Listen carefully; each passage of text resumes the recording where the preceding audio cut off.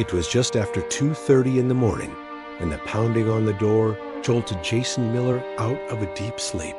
The sound wasn't the hesitant knock of a neighbor or the hurried tap of a delivery driver.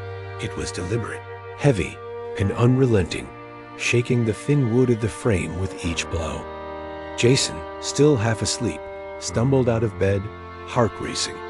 His mother's voice carried down the hall, tight with panic. "Jason, someone's at the door."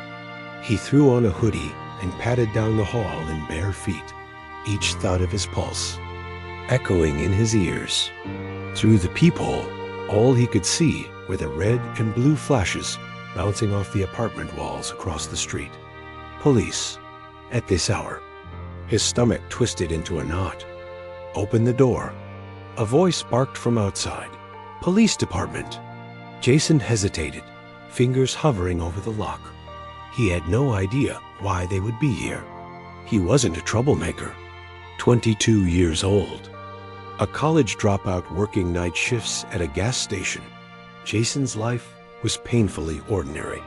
He paid his rent late sometimes, sure, but he didn't run with gangs, didn't carry weapons, didn't even have so much as a parking ticket on his record. Still, something in the tone of that voice made his skin crawl. It wasn't a request. It was a demand, sharp and impatient. He opened the door just a crack, but before he could even speak, a boot hit the frame and the door burst open. Two officers in dark uniforms surged inside, their flashlights sweeping the living room. His mother cried out from behind him, clutching her robe around her as if it could shield her from what was happening. "Jason Miller?" One of the officers snapped. Jason blinked, stunned. "Why, yeah, that's me. What's going on?" "You're under arrest," the officer said flatly, already reaching for his wrists. "What? For what?" Jason jerked back instinctively, but the other officer grabbed his shoulder and spun him around, forcing his arms behind his back. The cold bite of steel snapped around his wrists. "Burglary," the first officer said, his voice devoid of emotion. "You know what you did." Jason's mind went blank. "Burglary?" He shook his head rapidly, panic rising in his throat. No, you've got the wrong guy. I didn't. I was home. I was asleep. Ask my mom. She'll tell you." His mother stepped forward, her voice cracking. "He's telling the truth. He hasn't gone anywhere. He's been here all night, ma'am." "Step back." The officer cut her off, pushing her aside gently but firmly. Jason twisted in their grip. "Wait, what burglary? Where?" "I don't even. You can explain."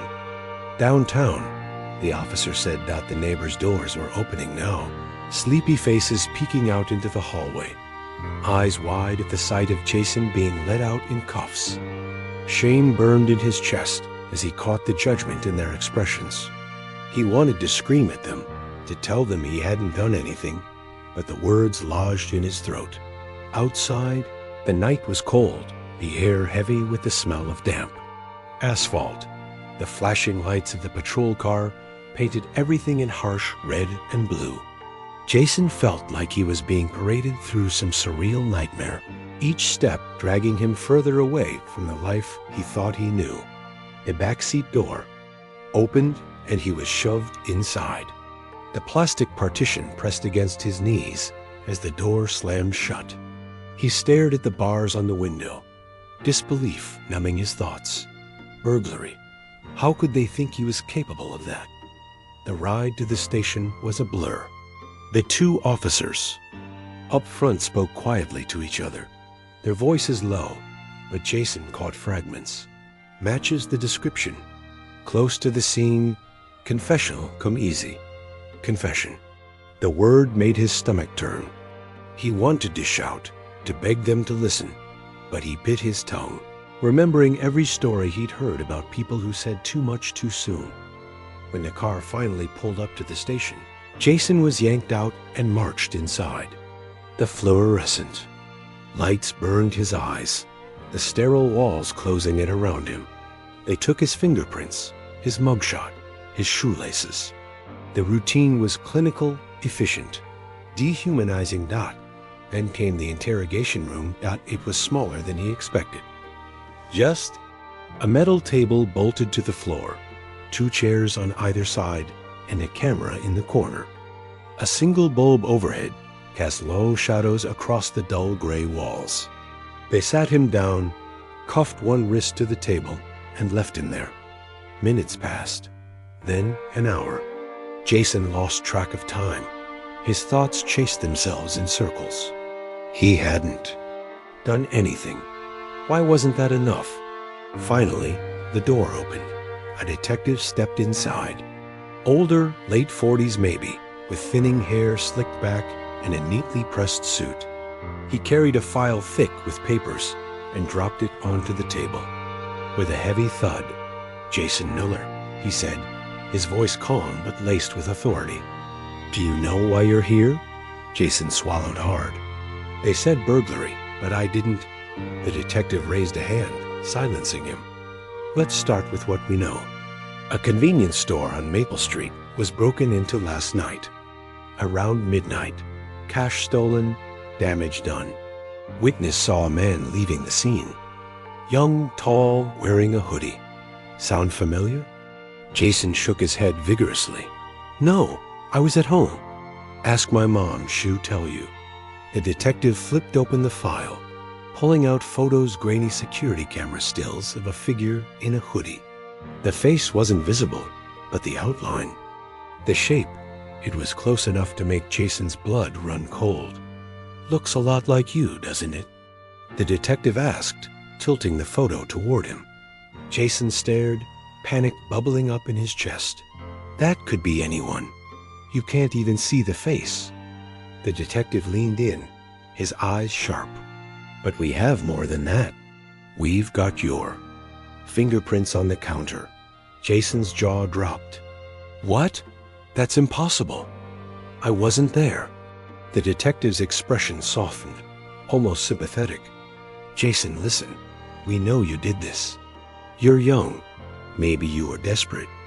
Maybe it was a mistake. But if you cooperate, if you confess now, the DA will go easy on you. You'll do a couple years, maybe less. But if you lie, if you make us drag this out, you'll be looking at serious time. 10, 15 years easy." Jason's mind reeled.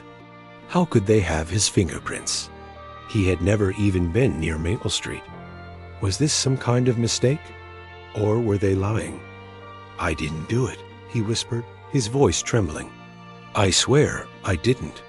The detective's smile vanished. He leaned back, eyes narrowing. "Then we'll be here all night. And the night after that. And the night after that. Until you're ready to tell the truth." He stood and walked out, leaving Jason alone again.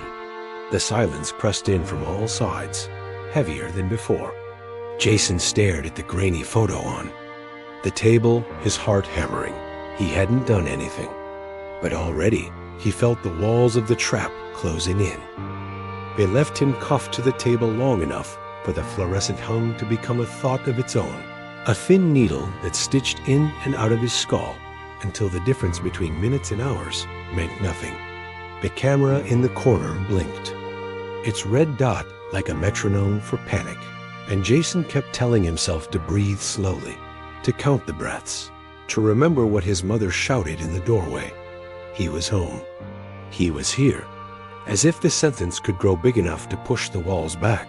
And then the door cracked again, and the same detective slid in with a styrofoam cup and a folder that looked heavier now, set the cup in front of Jason without asking if he wanted it, and said in a voice that tried to sound tired but fair, "You ready to try again?"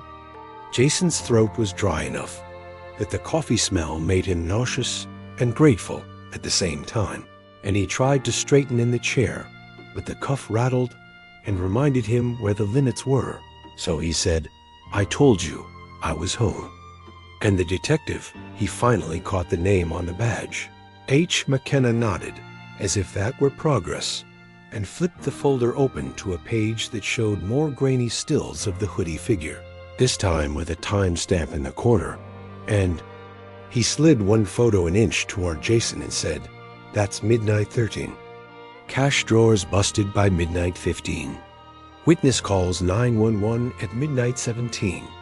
You live 8 minutes by foot from the store. It paints itself, kid." And Jason shook his head because the man made it sound like connecting dots. Was the same as truth, and he said again, "I didn't do this." And McKenna sat back, drummed 2 fingers on the folder, and sighed like a disappointed teacher. "Jason, here's the problem line makes it ugly. If you level with me, we can talk about what this really was. You needed money. It got out of hand. You shoved a drawer. Maybe you got scared. The DA understands people make mistakes. What he hates is liars." Jason stared at the coffee, then at the lens in the corner, then at his own reflection in the stainless steel tabletop, a warped, ghost-like smear, and said, "Can I call my mom?" And McKenna said, "You'll get your calls after. Right now, we're just having a conversation." And Jason heard the phrase like a trick, just a conversation, while the cuff bit into his wrist, and he wanted to ask for a lawyer because television said that was how you stopped drowning. But another part of him said lawyers were for guilty people, and another part said asking for a lawyer makes them mad, and he didn't want to make anyone mad because the last 20 minutes of the hallway had taught him how small he was inside their building. McKenna didn't press, not yet. He softened his tone. He put the performance on where the cop becomes your uncle from the barbecue, the guy who played high school ball and knows about bad crowds, and he said, "Look, I've been doing this 22 years, and the kids who walk out of here with a second chance are the ones who tell me the truth when it's still warm. Help me help you." But before Jason could answer, the door opened again, and a second detective came in, a woman in her late 30s with dark hair in a tight bun and eyes that looked like they noticed everything twice. She carried a plastic water bottle and a foil-wrapped breakfast sandwich, even though it had to be close to dawn now. And she set the bottle by Jason's elbow and peeled the foil back halfway so the steam curled up. And she said, "I'm Detective Alvarez. You look wiped, you should eat." And her voice was gentle in the way that made you want to cry. And Jason almost did, because someone being kind in here felt like a trick and a lifeline at the same time. And he said, "Thanks," automatically. And McKenna shot Alvarez a look that said, "We are doing good cop now." And she gave him a tiny shrug that said, "Yes, we are." And then she lowered herself into the chair, like this wasn't interrogation, but triage, and said, "I don't think you meant for any of this to happen, Jason. I think you fell in with some dumb friends who do dumb things and then run when it gets real. I think you got left holding the bag." And the words were so specific, left holding the bag, that they rattled around his head as if she had spied on a day he hadn't lived. And Jason, whose circle of friends was 3 guys from work who mostly traded playlists, heard himself say, "I don't have friends like that," which sounded weak to his own ears, like a line guilty people use when they've rehearsed innocence badly. And he wanted to rewind and say it calmer, but Alvarez had already nodded like she'd expected that answer and said, "Okay, maybe it wasn't friends. Maybe it was just you and a stupid idea that looked smaller from far away rents due. Mom's sick. Manager at the station shorted your hours. You figure the register will be easy and empty and nobody gets hurt." And she slid the sandwich an inch closer and added, "Tell me the part that feels worst so I know where to start helping you." And Jason's mind snagged on Mom's sick. How did she know his mother had headaches? That she skipped the clinic because copay scared her? And he realized she didn't know. She had just thrown a handful of likely sorrows at him and waited to see which one stuck to his eyes. And his anger finally forced its way up past the fear. He looked at the camera and said, "I want to go home." And McKenna laughed once, a bark minus humor, and said, "We all want things." And then he leaned forward and slid another sheet out. Not a photo this time, but a printout with columns and arrows, a map of the neighborhood with a bright yellow line showing a path from Jason's building to Maple Street, and tiny marks for street cameras and bus stops. And McKenna tapped 2 of them and said, "Bus camera catches a kid in a dark hoodie at 11:57 walking south. Street camera catches a hoodie crossing Maple at 12:10. You want to tell me that's coincidence?" Jason squinted because the kid could have been anyone. The frames were so muddy he could see a ghost in there if they told him the ghost wore Nikes. And he said, "That's not me." And Alvarez didn't argue the picture this time. She went flatter, cooler. We also swabbed the counter and pulled a partial that lines to you 58 points. And Jason blinked because he didn't know what points meant, and it sounded scientific enough to be true. But he had never been inside the store, and also he had been asleep. And also, what if they were lying? Because he had heard they could do that. That cops could lie during interviews. And his cheeks flushed hot with a cocktail of shame and fury and helplessness. He said, "You're making this up too fast." And McKenna seized the speed like a slip. "Great. That's your story now, police conspiracy? Juries love that. They really enjoy being told they're suckers. You want to try a different one? Something about remorse?" And Alvarez put a hand up like she was settling a classroom argument and said, "We're not here to beat you up, Jason. We're here to understand the why. Judges care about why." And then, without letting him answer, she started asking the little closing questions they ask when they think your denial is a tent with a loose peg. What color hoodie were you wearing last night? What shoes do you own? Where do you keep them? Who washes them? When did you last throw the trash out?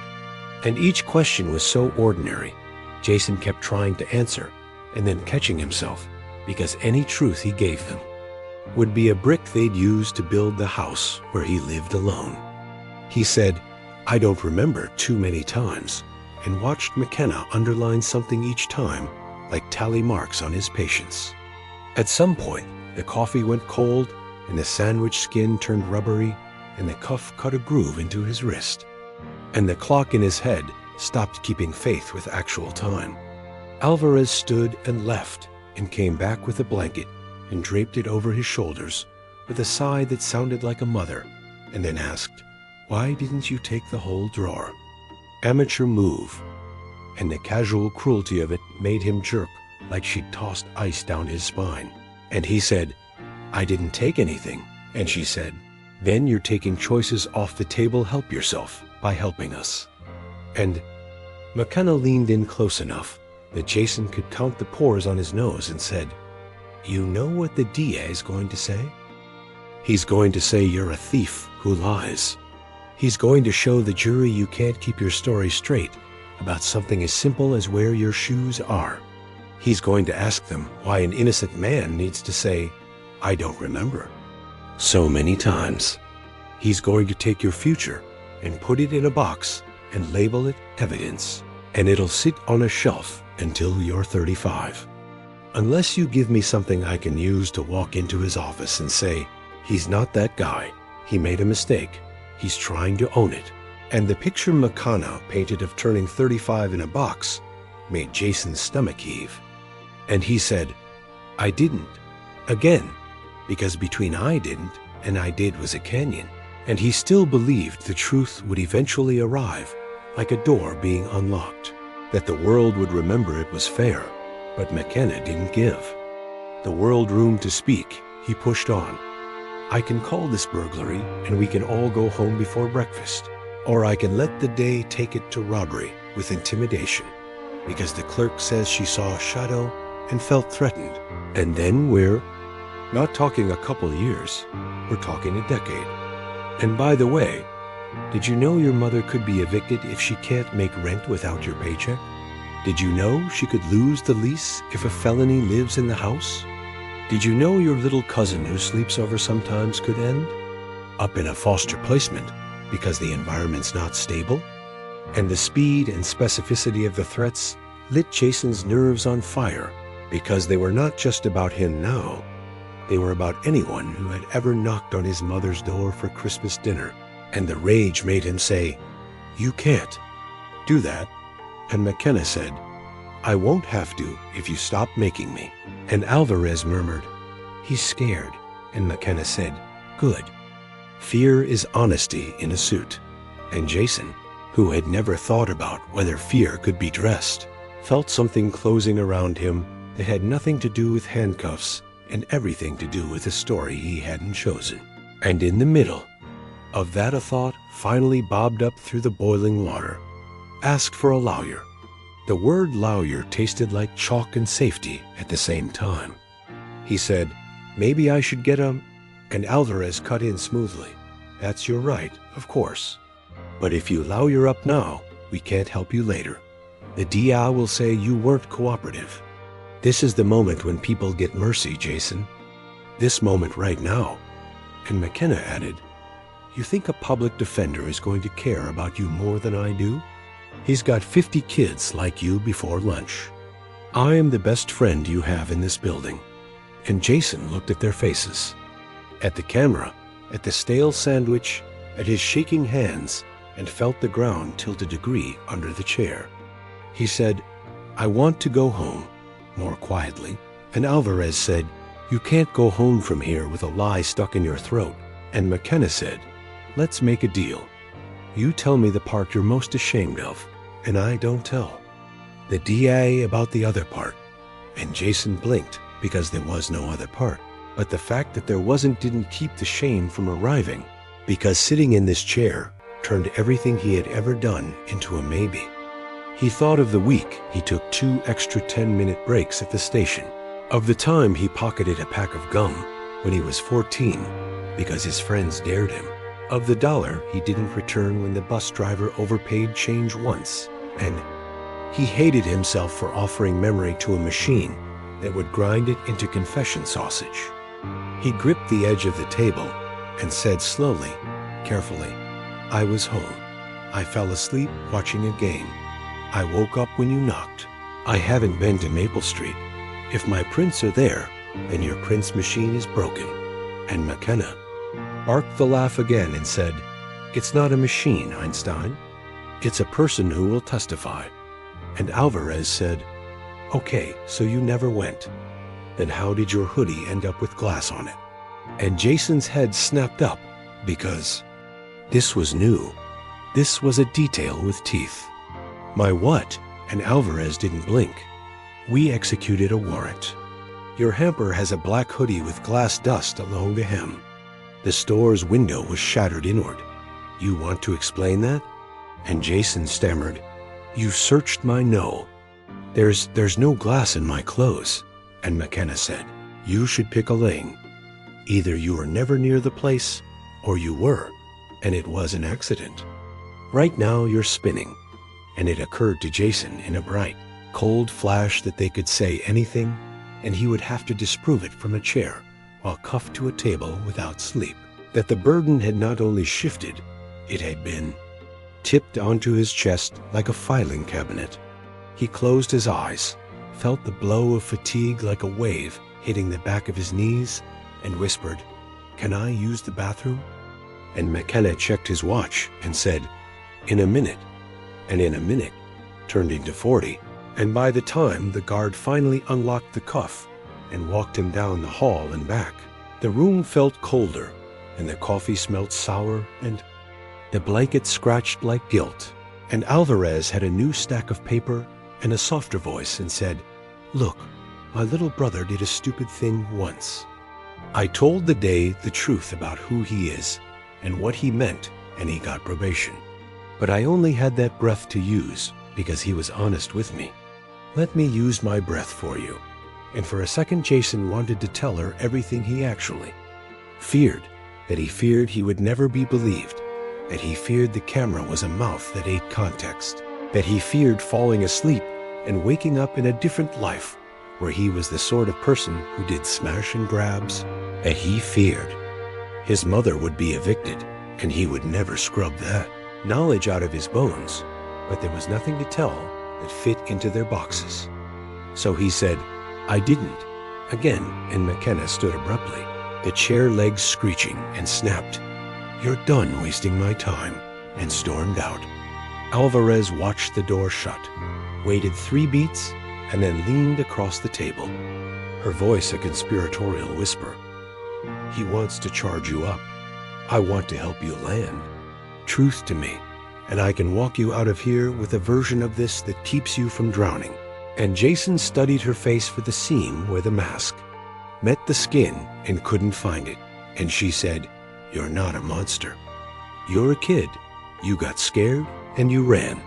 Tell me that, and I can work with it." And his eyelids felt like wet sandbags. And somewhere under the weight, a small, stubborn thing kept whispering, "Not me, not me," as if saying it over and over could grow a spine for the words. And he said, "I want a lawyer." Again, quieter, almost to himself, and Alvarez sighed as if he'd refused dessert, not oxygen, and said, "Okay." That stops the talking for now. But she didn't stand. She didn't call anyone. Instead, she slid a printed form onto the table, a Miranda waiver he had initialed hours ago when his hands shook and the hallway buzzed, and he thought refusing would make him look bad. And she tapped the initials with her nail.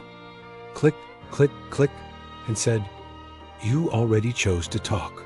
Choosing to stop now will make the day think you're gaming. Help me close the loop." And Jason stared at the tiny letters that looked like they belonged to someone else and understood how the trap worked.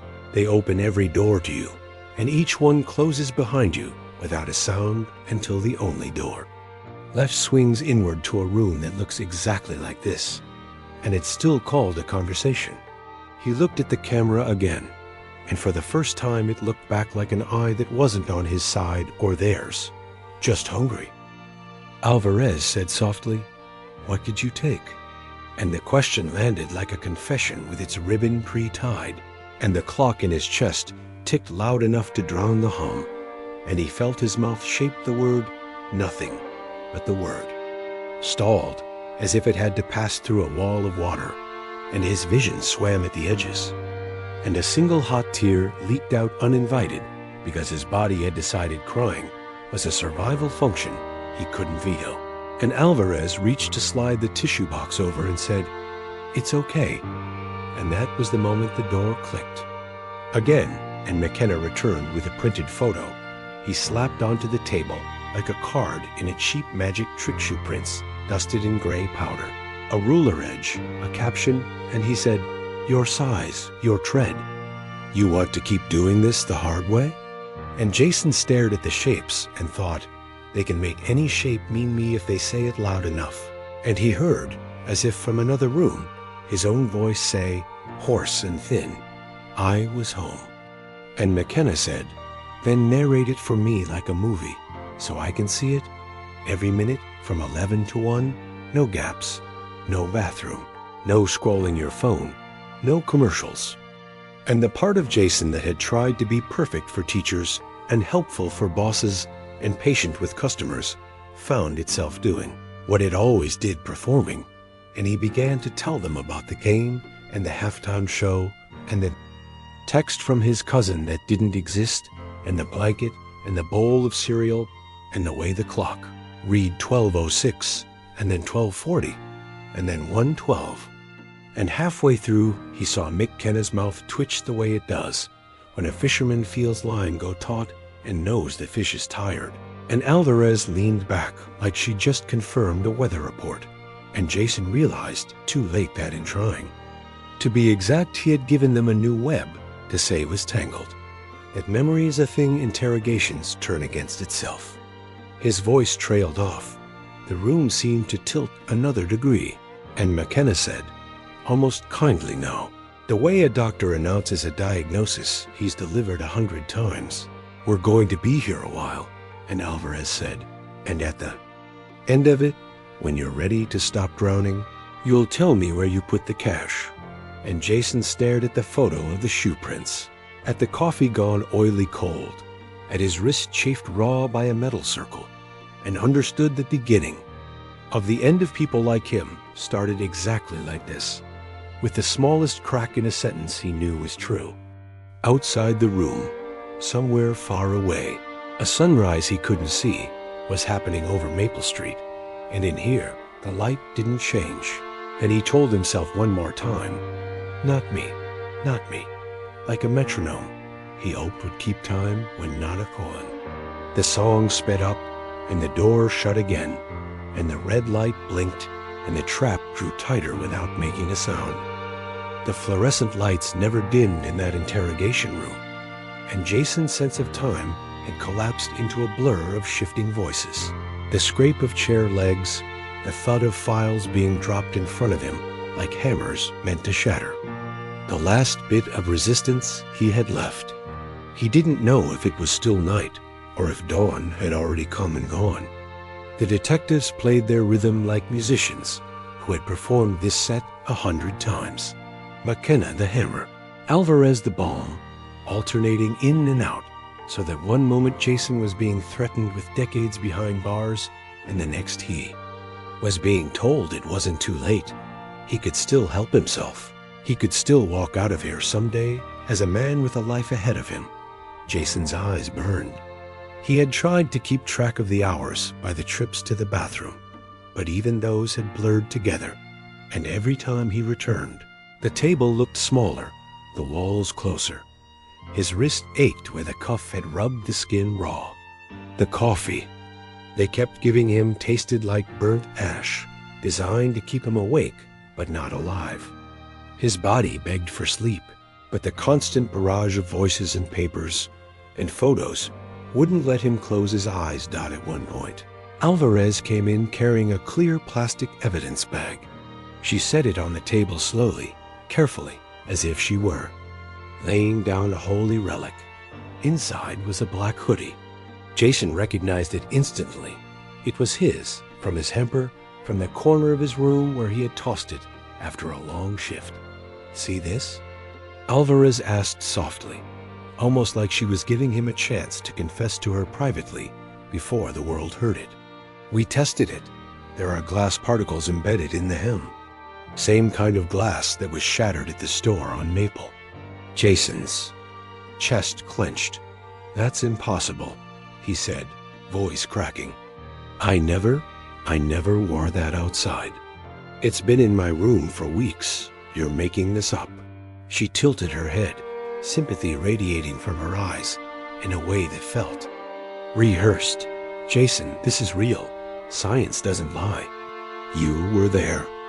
You don't have to keep running from it. Just tell me what happened so we can explain why. He shook his head violently, the cuff rattling. No, you planted that. You had to. I wasn't there. The door opened behind her, and McKenna stepped in, smirking. That's the problem with liars, kid. They start believing the whole world is against them.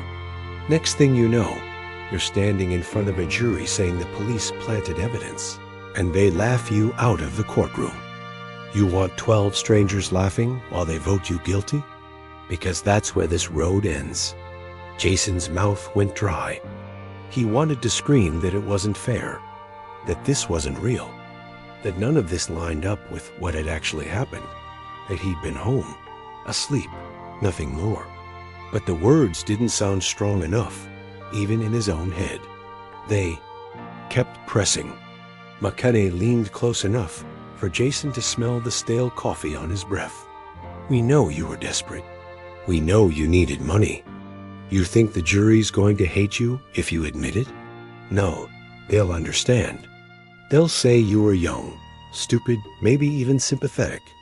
But if you lie, if you keep lying, they'll throw the book at you, and we'll make sure every single mistake you've ever made comes out. Jason clenched his fists so hard, his nails cut into his palms. He repeated the words in his head. I didn't do it. I didn't do it. I didn't do it. But the more he repeated them, the weaker they sounded, like a prayer said too often that lost its power. At some point, Alvarez slid the sandwich wrapper back toward him, this time with a fresh one inside. Eat, Jason, she whispered. It'll help you think. He shook his head. His stomach was twisted into knots. But she left it there anyway, and the smell of eggs and sausage filled the room, mixing with the burnt bitterness of the coffee, until Jason couldn't tell if he was hungry. Or sick. Hours passed, or maybe minutes, he couldn't tell anymore. His eyelids felt like lead, but every time they drooped shut, McKenna would snap his fingers or tap the table sharply, jolting him back awake. "You don't get to sleep until you're honest," McKenna growled. "You think we're stupid? You think we can't tell when you're lying? I can see it in your eyes. I can smell it on you. You're lying every second you sit here." Jason's head lolled forward. "I'm not," he muttered weakly. "I swear, I'm not." McKenna slammed a photo down on the table. Shoe prints in gray powder. "Size 11. You wear size 11, don't you?" Jason blinked at the photo. His vision was blurry now, his brain sluggish. "Yeah, but lots of people wear 11. McKenna sneered. "Not lots of people with your tread pattern? You think we don't check that? It's you. It's your shoes. End of story." Jason felt something inside him crack. It wasn't truth. He still knew he hadn't been there. But the relentless pressure, the way every word he spoke was twisted back at him, made it feel like his reality was being pulled apart thread by thread. Alvarez leaned forward, her voice gentle again. "Jason, listen to me. You don't have to keep fighting us. You're exhausted. I can see it in your face. Just tell me what happened. Tell me why you did it. Maybe you were scared.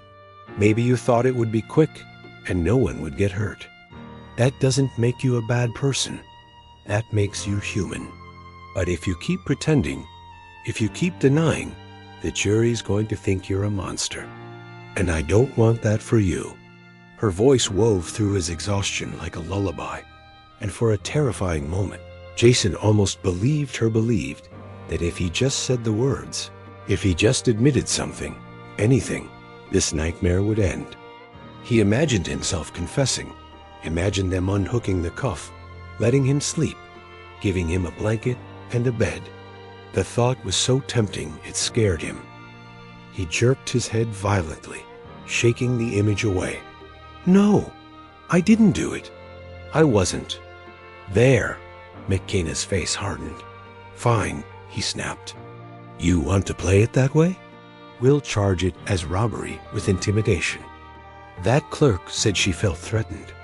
"That's 10 to 15 years. You want that? Or you want to take the easy way and admit what everyone already knows?" Jason's chest heaved. He wanted to cry, to scream, to sleep, to disappear. He wanted his mother's voice, her arms, the smell of home. Instead, he was trapped in this freezing room, under these lights, with two people who had already decided who he was and what he had done. The hours dragged on. The questions became repetitive, looping back on themselves, designed to catch him. In contradictions. What time did you fall asleep? What show were you watching? What did you eat before bed? Every detail became a potential weapon. Every hesitation, every pause, was seized upon as proof of guilt. Jason's brain scrambled, trying to recall the exact minute he'd drifted off, the exact channel he'd left on, the exact cereal he'd eaten. But the harder he tried, the more the details slipped away. He stammered, stumbled, and each slip was noted, underlined, weaponized. Finally, McKenna slammed his hand on the table, making Jason flinch. "Enough! You're lying through your teeth.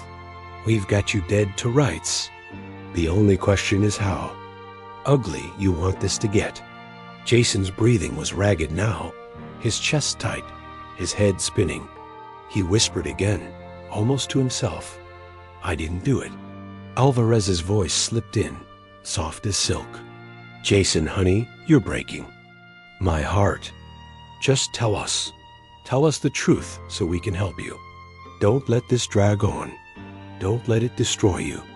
Jason stared at the tabletop, his vision swimming, his thoughts unraveling. He wanted to hold on to the truth, but the weight pressing. down on him was unbearable. His body screamed for rest. His mind begged for escape. He didn't know how much longer he could last before the words they wanted slipped out, not because they were true, but because they were the only way to make it stop. And in that suffocating silence, with the red light of the camera blinking relentlessly, Jason realized something horrifying.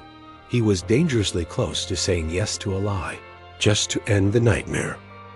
Jason didn't remember when his body stopped feeling like his own. Somewhere between the 10th cup of coffee and the 20th round of the same questions, the difference between waking and dreaming blurred into static. The hum of the fluorescent. Light was no longer just a sound. It was a current running through his bones, keeping him awake when every cell begged for sleep. His jaw ached from clenching. His wrist was raw from the cuff. The room had become a world with only 3 elements: the table, the detectives, and the endless demand for the truth. He kept telling himself, "I didn't do it. I was home. I'm innocent." But the words no longer comforted him.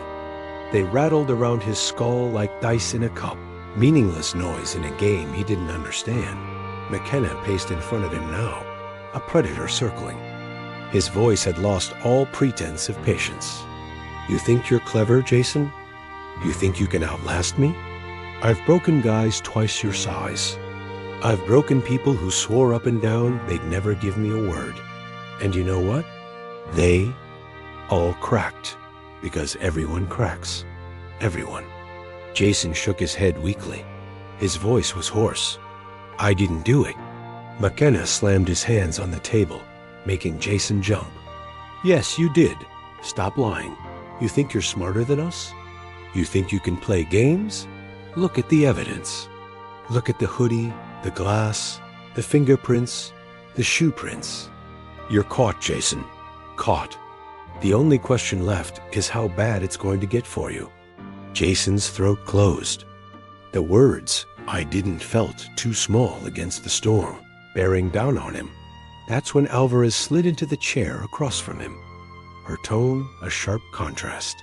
Her voice was calm, almost soothing. "Jason," she said softly, "you're tired. You've been strong, but you're breaking. And I don't want to see you hurt yourself more. Look at me." He raised his eyes, bleary and red. "I know you didn't mean for this to happen," she continued. "You're not a bad person. You made a mistake. Maybe you needed the money. Maybe you panicked. That doesn't define your whole life. What defines you is what you do now. If you tell the truth, we can help you.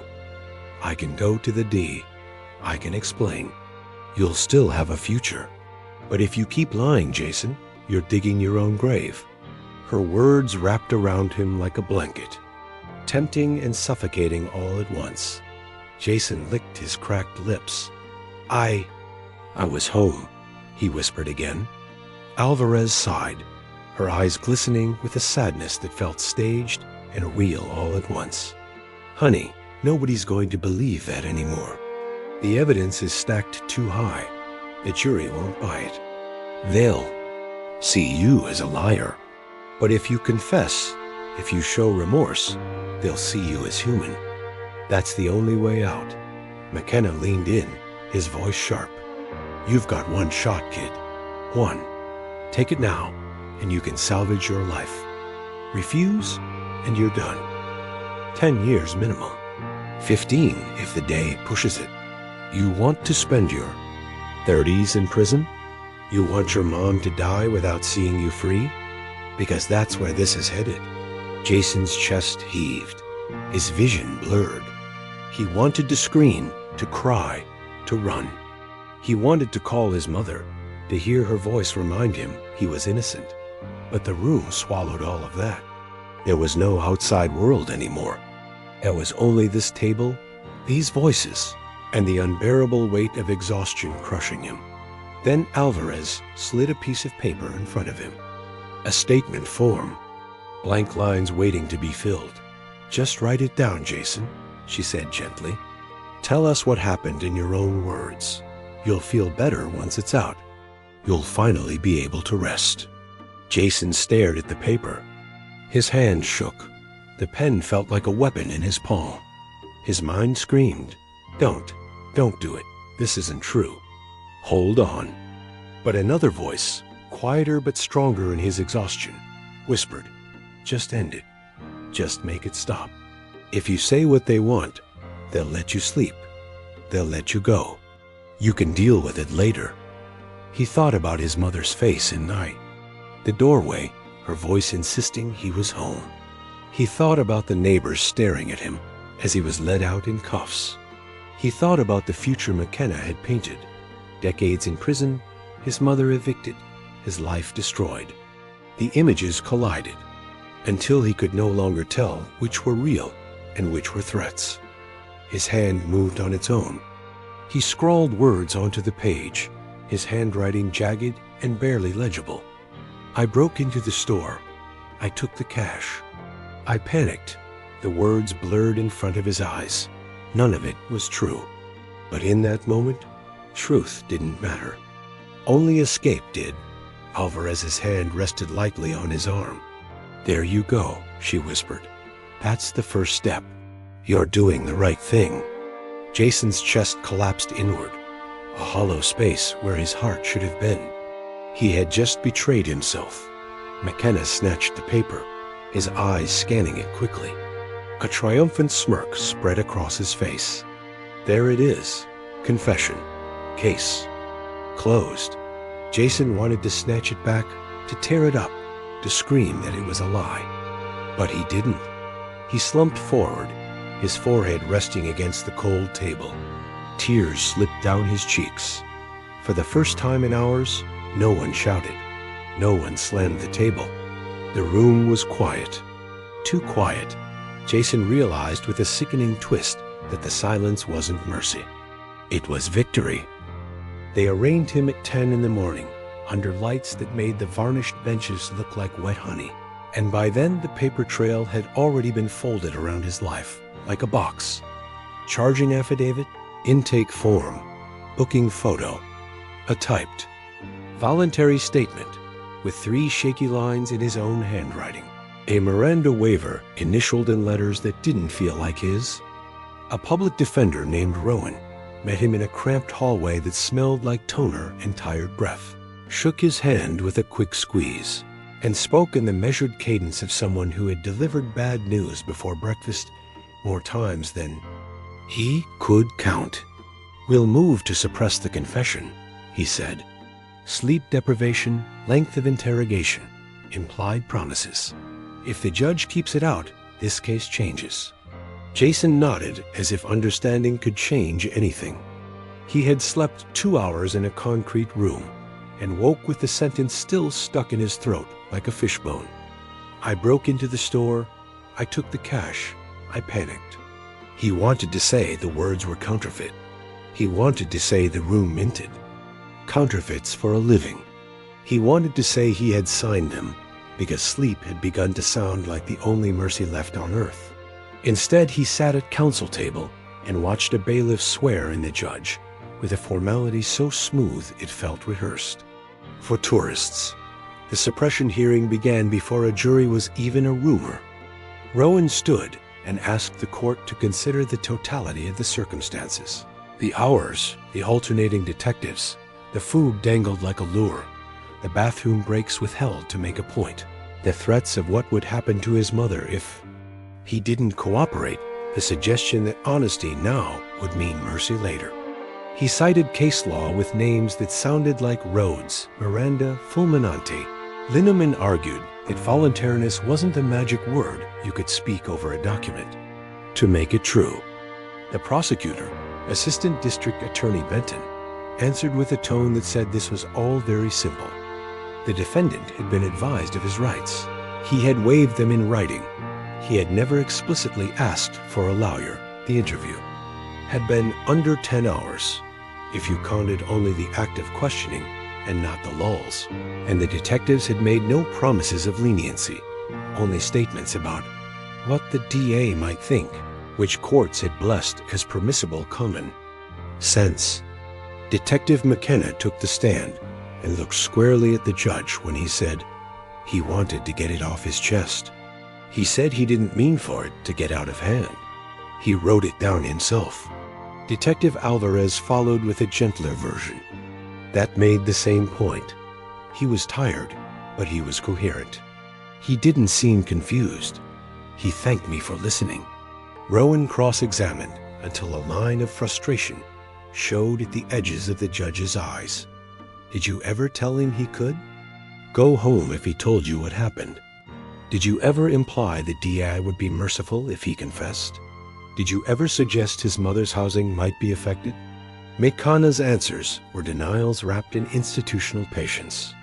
Alvarez's were softer, calibrated, no promises. I said judges care about the why. I don't recall mentioning housing. When Rowan tried to introduce a printout of departmental policy on recording interrogations, Benton objected. Recording was discretionary in this jurisdiction for property offenses. The policy said should, not must, and in any case. The camera had experienced a technical issue that night, a phrase the court reporter captured without a flinch. The judge ruled before lunch, voice neutral, face unreadable. The court finds the statements were voluntary under the totality of the circumstances. Motion denied. Jury selection began that afternoon. 12 seats waited like mouths to be. Filled. Benton asked about respect for police, whether anyone would give more weight to the word of an accused simply because he sits at this table. Rowan asked whether anyone had heard of false confessions. A few heads nodded cautiously. One woman said she had watched a documentary about a case in New York where teenagers confessed to something they didn't do. Benton used a peremptory. Strike on her. A man in a deputy's polo admitted his brother worked in the county jail. Rowan moved to strike for cause, was denied, earned a precious peremptory. By 5 o'clock a panel had been sworn, and Jason had learned to read people by how they avoided his eyes when they realized they might be asked to decide what his life was worth. The openings were a duel between narratives polished to opposite. Gleams. Benton spoke first, knees steady, voice measured to carry. A small store. A window shattered. A clerk terrified. Grainy images at midnight. A hoodie in the frame.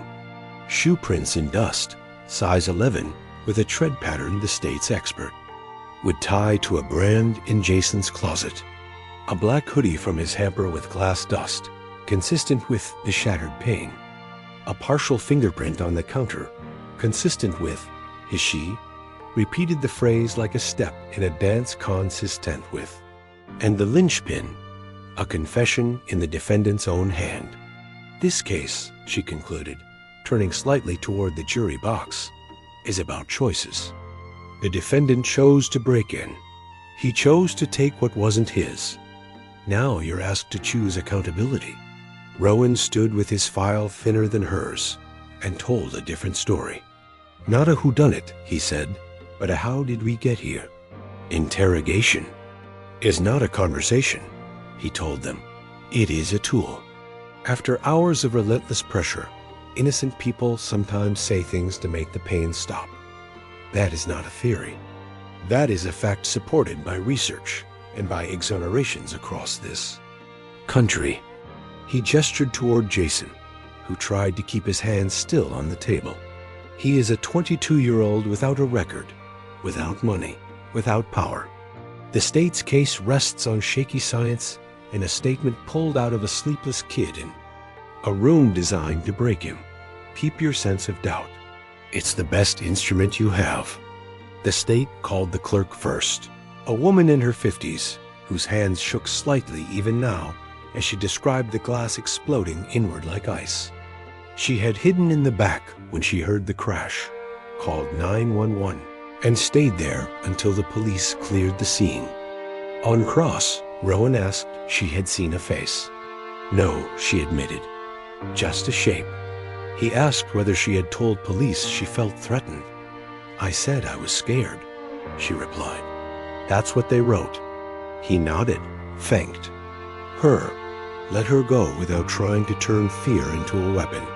A patrol officer testified about responding, securing the scene, dusting for prints. A crime scene tech lifted plastic-wrapped shoe prints from behind the counter, and a section is shattered. Glass. Benton elicited that the glass dust on the hoodie was composed of soda-lime silica, consistent with retail window glass. On cross, Rowan got the tech to admit that such glass is also consistent with millions of other windows. The states. Print examiner spoke about partial latent ridge detail, anchor points, a reasonable degree of scientific certainty that the finger belonged to Jason Rowan, flipping a dog-eared notebook. Asked if the phrase reasonable degree of scientific certainty was recommended by any scientific body. The examiner looked to Benton. Benton objected to the characterization. The judge sustained. A jury blinked dot, then came McKenna. He told the story like a carpenter measuring twice, cutting once. The tip, the hoodie in the bus camera, the path. From Jason's building to Maple, the signed Miranda waiver, the hours of honest, patient questioning, the moment when truth broke through. Benton handed him a copy of the statement and asked him to read the handwritten lines aloud. Hearing his own words in another man's mouth felt like being skinned. The jurors did not look at Jason while McKenna spoke. They watched the paper, the way people watch a recipe's last step. On cross, Rowan asked how long total the interview lasted, how many breaks were delayed, whether food and water had been used as incentives, whether the word mercy had crossed anyone's lips. McKenna dodged what he could and denied what he could not. He was coherent, he repeated. He wanted to talk. Alvarez followed, eyes soft, voice warm. She said she had tried to understand the why so the court could see Jason as whole person. She said she had made no promises, offered no deals, only space to be honest.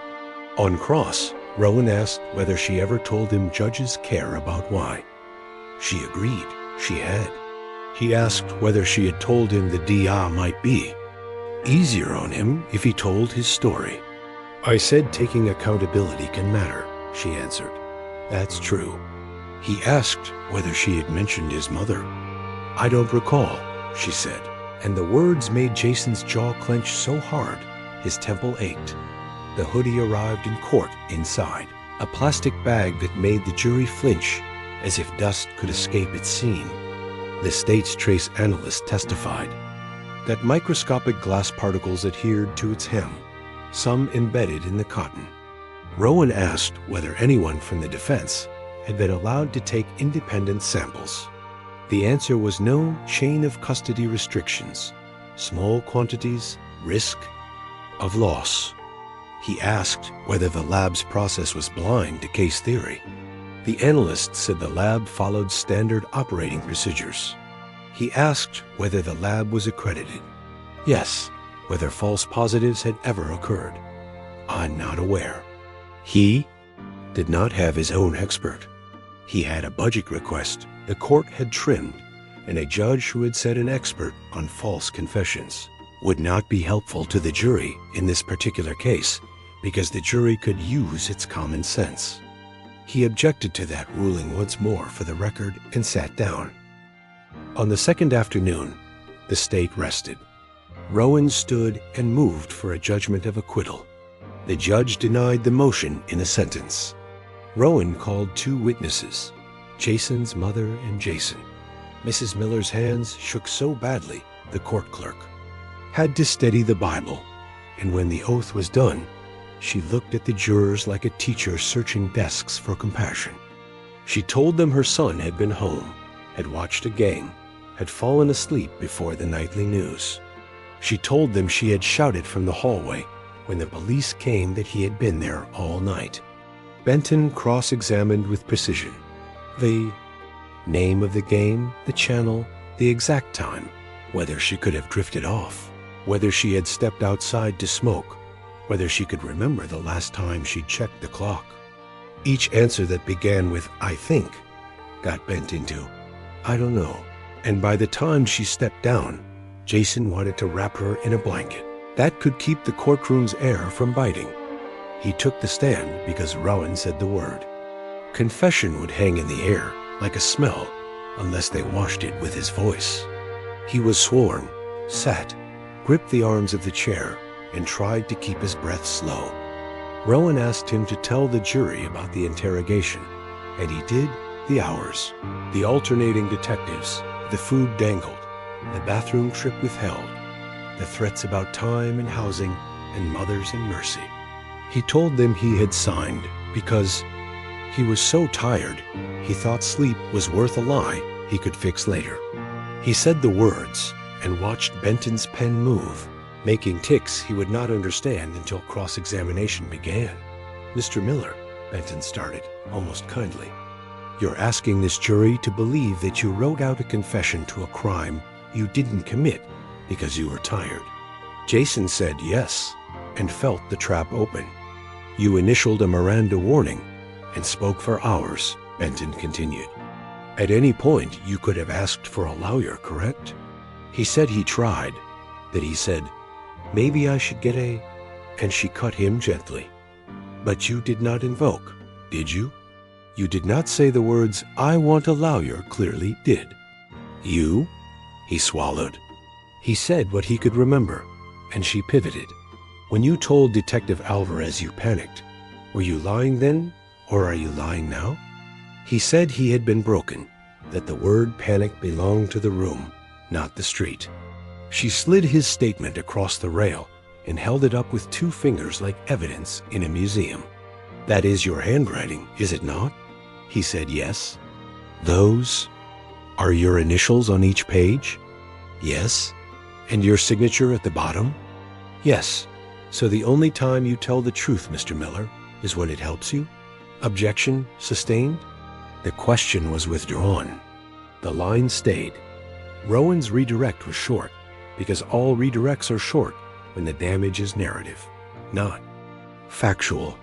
He asked Jason why he confessed in his own words and let him say, "Because I wanted it to stop one more time into a room that might as well have had its fingers in its ears." Then he rested, and Benton stood for rebuttal to re-emphasize that truth doesn't need rest to be spoken. Closings came on a Friday. Benton did not soar, she layered. "Evidence builds houses," she said, "and here are the bricks. A hoodie with glass, a shoe print that fits, a partial that matches, a confession in his own hand. You can believe in the existence of rare false confessions," she allowed, "and still know that this one is true."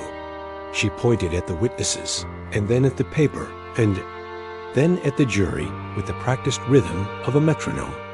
"Hold him accountable," she finished, "the way you would want a stranger held accountable if it was your shop window, your fear." Rowan kept his voice low and did not apologize for it. He asked the jurors to put their feet under the table.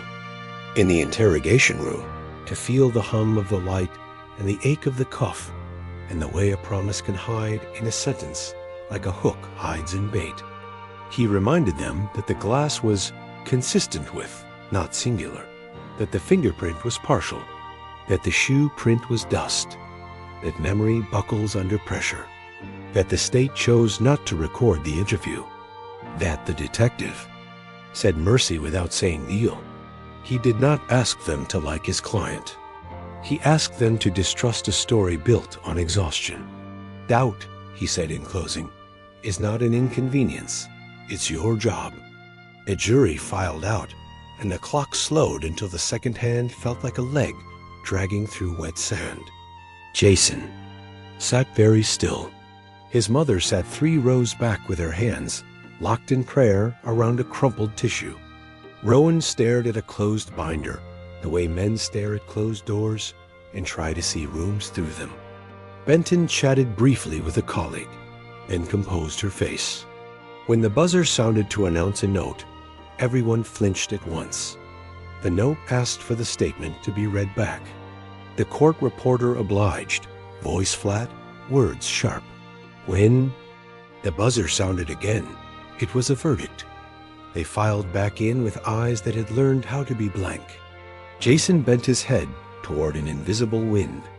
The foreman stood with the paper. As to the count of burglary in the second degree, she read, we find the defendant, Jason Miller, guilty. A sound escaped his mother, like a bell struck underwater. As to the count of robbery in the third degree, guilty. As to the count of criminal mischief, guilty. The judge thanked the jurors for their service, as if the room had not just been rearranged. He polled them. Each juror said yes in a voice he would hear in his sleep. Sentencing was set for 6 weeks hence. Remand was immediate. Rowan squeezed his arm and said, we'll appeal. Benton gathered her files the way people gather dinner plates. The bailiff's hand touched his elbow and guided him through a door that didn't open from his side dock in the holding cell. Jason sat on a bench that had been polished by decades of despair and stared at his hands. The cuff ring had left a pale bracelet around his wrist that looked almost like jewelry from far away. He waited for the anger to arrive and metabolize something. Toxic, but what came first was a hollow exhaustion, the feeling of a building after the crowd has left. Rowan appeared behind the glass and spoke through the slot. There's a path, he said. It's long and it's uphill, but there is one. He talked about appellate issues, voluntariness, the exclusion of a false confession expert, the suggestive phrasing in the prosecutor's cross, the muddiness of the print science, cumulative error. He said them like beads on a string. Jason nodded, because nodding was work he could do without standing up. We'll file the notice. Rowan added, I'll come see you next week at the jail. The slot closed. The bench vibrated with the closing of some far door. They chained him for transport as the sky behind the courthouse turned the color of a healing bruise. In the van, a man to his left hummed tunelessly. A man to his right slept with his mouth open. Down the corridor into intake, the clank of gates became a metronome you learned to live by in the first hour. They took his belt and his laces and his name, and gave him a number and a jumpsuit and a mattress that curled at the corners. Like a page someone had tried to turn too many times. A guard with a voice like gravel told him the rules. An older inmate with eyes like nickels told him the rules that mattered. A slot opened in the door, and a tray slid through with food that steamed and smelled like nothing. He ate it because he would need to know how later. He lay on the bunk and looked at the ceiling, where someone had scratched a calendar into paint and stopped counting at 42. On Sunday, his mother came in on a visitor day with a caseworker and a cousin who wanted to be muscle and hope at the same time. She pressed 2 fingers to the glass and mouthed, I love you. He pressed 2 fingers back and mouthed, I'm sorry, because the apology felt like a thing he could give her when money and freedom were gone. A week later, Rowan brought paperwork and a list of potential innocence organizations he said he'd reach out to if the appeal failed. Sometimes a fresh set of eyes, he said. Sometimes a lab we can beg for testing. Sometimes a student clinic that has time the courts don't. Jason heard sometimes and felt it slot into his chest like a coin into a machine that didn't vend hope, only the possibility of it. News of his conviction took 2 days to reach people who had known him in ways the court would never understand. His boss at the gas station boxed up his last check and a note that said, sorry, kid. A woman who had flirted with him at Register 4 posted on a private feed that she always had a weird feeling. Neighbors who had watched from their doorways when the police came stood by their mailboxes and pretended to talk about weather when his mother walked past. 6 weeks later, shackled at the ankles, he stood before the same judge and listened to. Numbers line up like teeth. 5 to 15 on the burglary, concurrent time on the lesser counts, post-release supervision that sounded like a leash with a different name. Benton spoke about accountability, about the fragility of small businesses, about the clerk's lasting fear. Rowan spoke about youth, lack of record, the weight of a confession extracted by pressure. The judge spoke about choices. The gavel didn't fall so much as it concluded. When he sat in the yard of the state facility the first afternoon, a chain-link sky above him and a field of men moving in orbits defined by caution and habit, he replayed the trial the way you replay a game you think you might have been able to win if the coach had put you in earlier. He saw the juror with the careful bun nod when the statement was read. He saw his mother's tissue tear. He saw the moment Rowan asked for an expert, and the judge said no. He saw Alvarez's eyes when she said she didn't recall. He saw McKenna's mouth when he read the word panicked. He asked himself what sentence could change any of it retroactively and could not find one. He asked himself how long a person could hold on to the truth when the world had stamped counterfeit on it and filed it under evidence. He asked himself what else he could do but keep saying it, as if repetition were a solvent. On the bus back from court, a man had leaned across the aisle and said without introduction, "Don't talk about your case. Everyone's innocent in here, or guilty as hell. Neither helps you eat." He nodded now to no one and took the advice into the part of his brain that handled survival.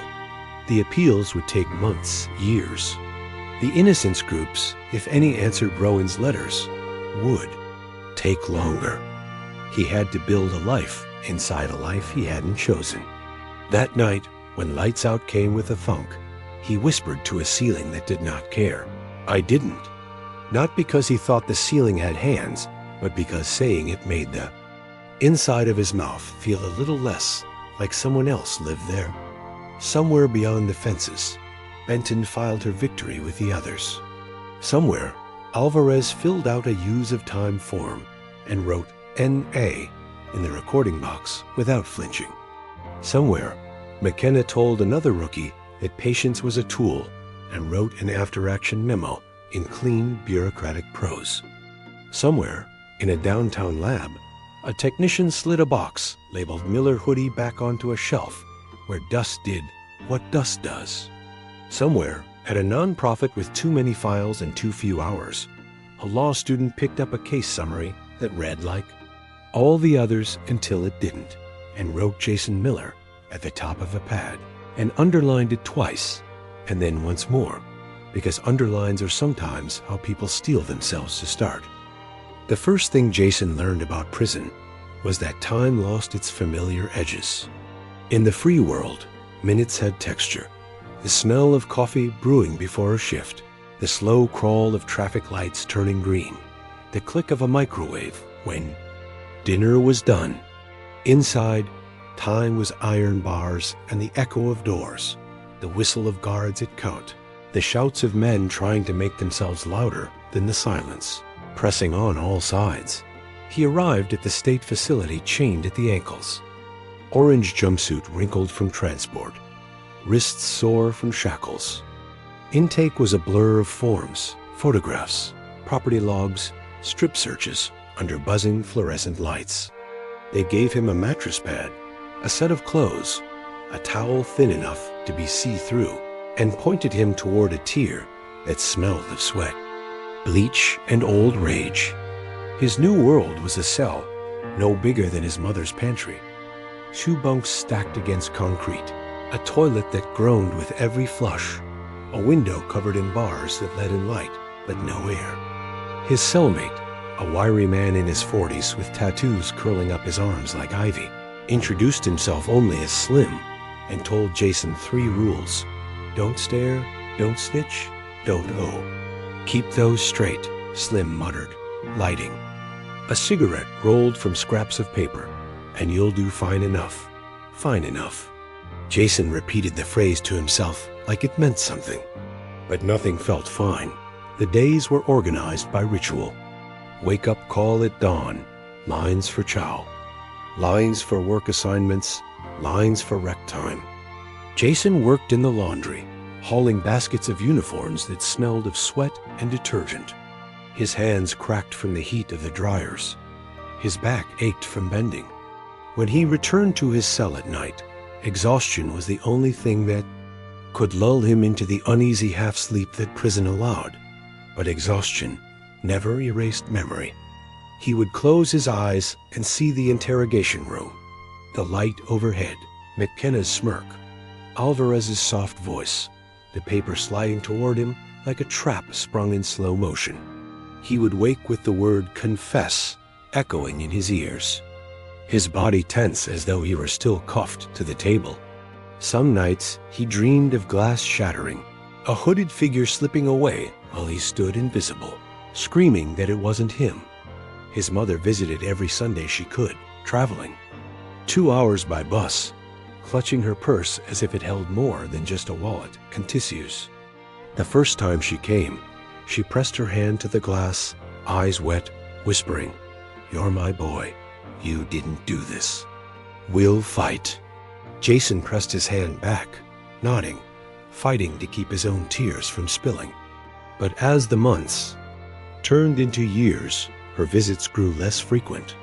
She had to work extra shifts to cover rent. Her health declined. Sometimes she couldn't afford the trip. Jason didn't blame her. He blamed himself, or the system, or the nameless force that had twisted his life into this shape. But the empty space on Sundays felt like another cell inside the one he already lived in. Letters became lifelines. She wrote about church, about neighbors asking after him, about the dog that had grown old waiting by the door. Jason wrote back with stories. He invented small victories, jokes about prison food, comments on TV shows he couldn't see because he couldn't bear to tell her how the days really felt. Gray, endless, and crushing. Inside, reputation was currency. Jason kept his head down, avoided gangs, steered clear of fights when he could. But trouble had a way of finding even the quiet. One evening in the yard, a group of older inmates cornered him by the fence, accusing him of stealing commissary snacks. Jason swore he hadn't, but fists flew anyway. He ended up on the ground, ribs aching, lips split, guards rushing in too late. Slim patched him with toilet paper and muttered, "Lesson number 4, sometimes truth don't matter here."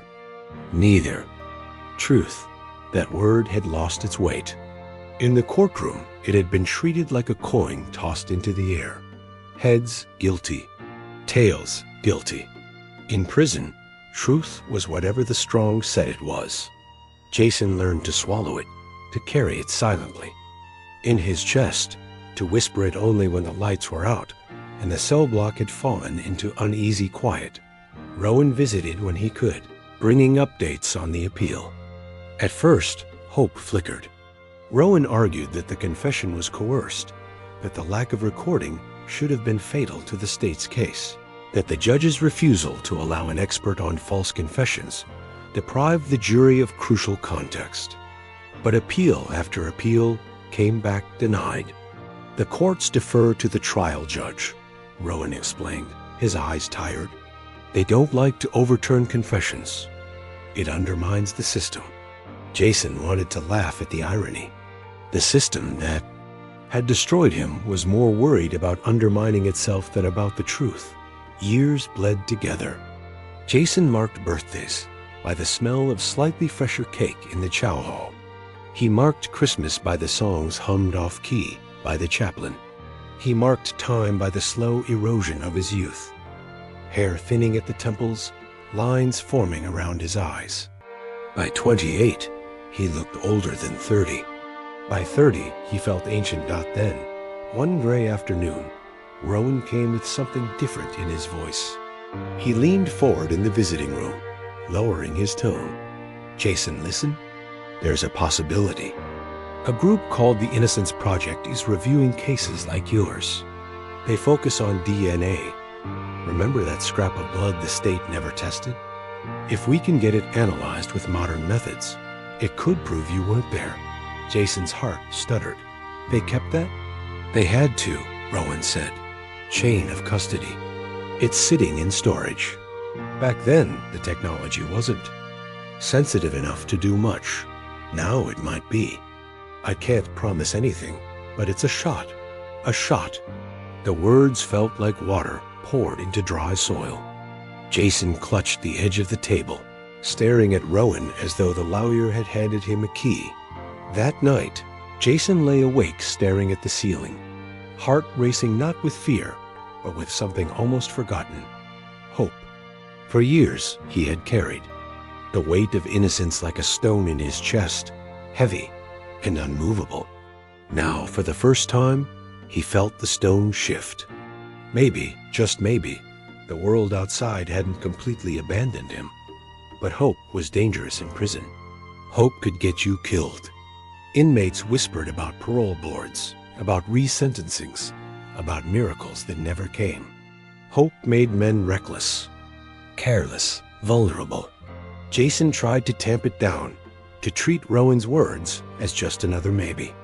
But in the quiet hours, when Slyn snored and the guard's footsteps faded down the tier, Jason let himself imagine, walking free, hugging his mother, breathing air that wasn't filtered through iron bars.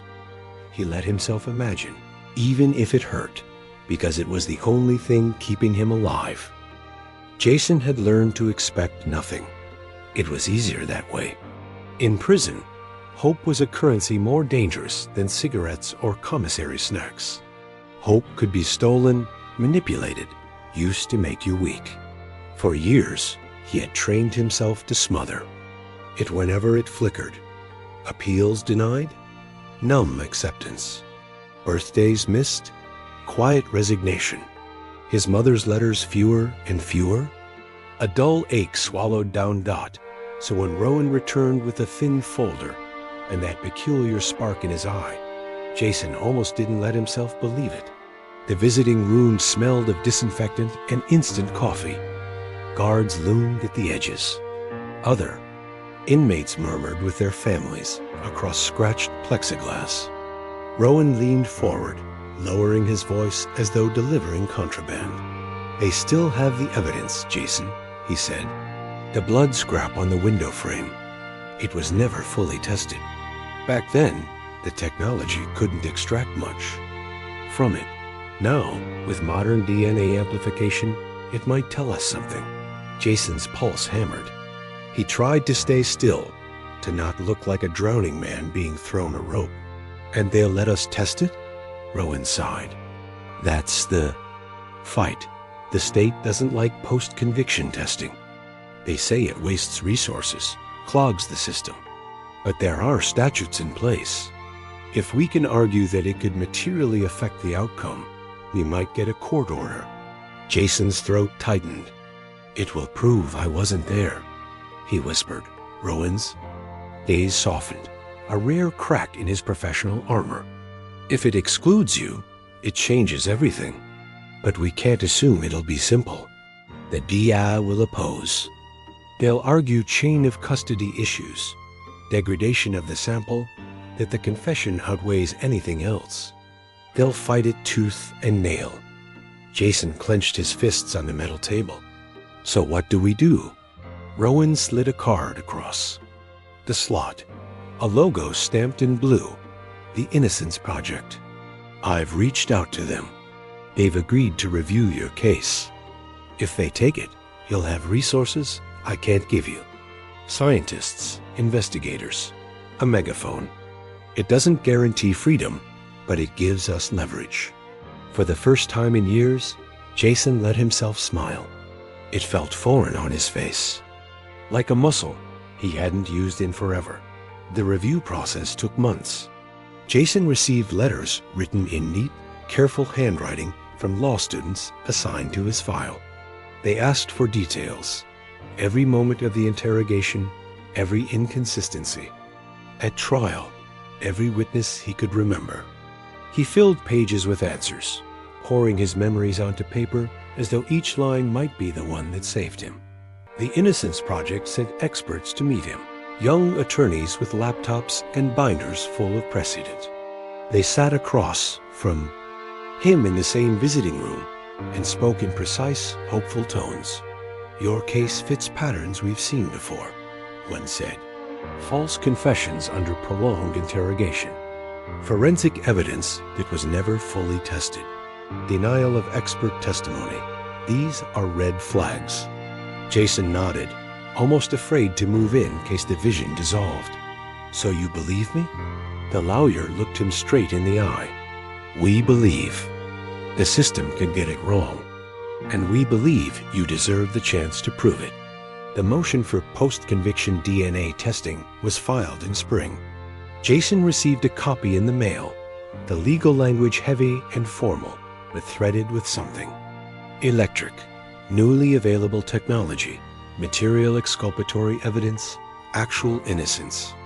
He read it 3 times, each word carving a small cavity in the stone of hopelessness lodged in his chest.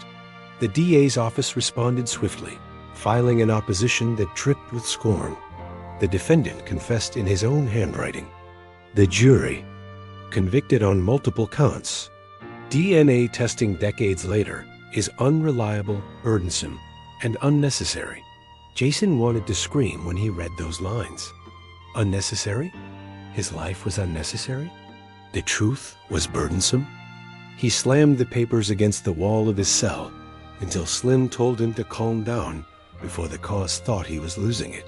But inside, Jason burned with something he hadn't felt in years. Anger that mattered. Not the dull rage at guards or the bitterness at meals that tasted of cardboard. This was fire directed at a target and enemy. A fight he could win. The hearing came 6 months later. Jason was transported in shackles, the chain at his ankles clinking like a cruel metronome. He sat beside Rowan and the Innocence Project lawyers, his hands trembling slightly as he clasped them on the table. Benton, still the ADA, stood at the opposite table with a file so thick it looked like a weapon. Rowan spoke first, his voice steady. He explained the advances in DNA technology, the potential for exclusion, the duty to pursue truth. The Innocence lawyer added data, statistics, cases where post-conviction testing had freed innocent men after decades. They cited Supreme Court language about the paramount importance of truth. Benton countered with practiced disdain. The state has a confession.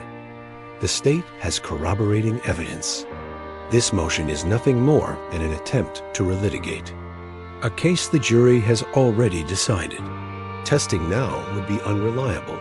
The sample is degraded. Resources are limited. Justice requires finality. Jason's stomach churned. Finality. That word had become his cage. The judge listened, expression unreadable. Jason stared at the man's gavel, imagining it as a key or a hammer, depending on where it fell. Hours passed in tense arguments, citations, flung like darts, objections rising and falling. Finally, the judge spoke. The court will allow limited testing of the biological evidence. Jason's breath caught. Limited, yes, but allowed Dot back in his cell. Jason felt something he hadn't dared feel since the night before his arrest. Anticipation. The testing would take weeks, maybe months. The results could still crush him if they came back inconclusive, or worse, if they somehow pointed to him. But for now, there was possibility. Slim raised an eyebrow when Jason told him, "Don't. Count chickens, kid. I seen too many men bet their soul on maybe." Jason nodded, but inside he couldn't stop the flicker. He imagined the lab techs swabbing the tiny scrap of blood, the machines humming, the sequence of letters appearing, a T, C, G, painting a picture that had nothing to do with him. He imagined a report delivered to a courtroom, Benton's face. Tight, Rowan's triumphant. He imagined freedom. For the first time in years, Jason whispered into the dark, not just "I didn't do it," but maybe they'll finally see. Jason counted the days like beads on a rosary, each one a prayer whispered to no one who would answer. Weeks passed after the judge's order, and still no word from the lab.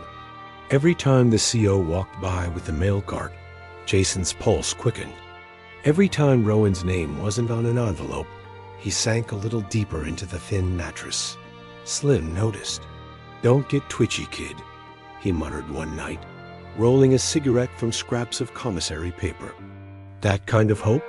It eats a man alive. But Jason couldn't help it. For the first time in a decade, there was a crack in the wall that held him. Light seeped through, however faint. Then, one afternoon during laundry duty, a guard called. His name, Miller. Lawyers here. Jason's heart thundered. He scrubbed the soap from his hands, wiped them on his jumpsuit, and followed the guard to the visiting room. There, behind plexiglass, sat Rowan and a young woman Jason hadn't met before. She had sharp eyes and a stack of folders in front of her. Rowan gestured for him to pick up the phone. "This is Dana," Rowan said, voice tinny through the receiver. "She's with the Innocence Project team. She's been digging into Discovery. And she found something." Jason's throat went dry. "Found what?"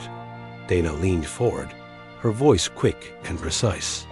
Buried in the prosecution's files, there were police notes that were never turned over to the defense.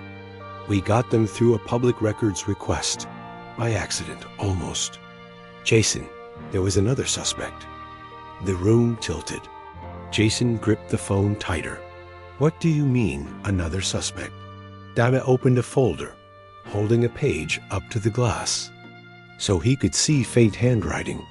On the night of the burglary, before they zeroed in on you, a patrol officer stopped a man 2 blocks from the store. Hoodie, same build. He had fresh cuts on his hand, consistent with broken glass. The officer logged it, but then nothing. That report never made it to your defense.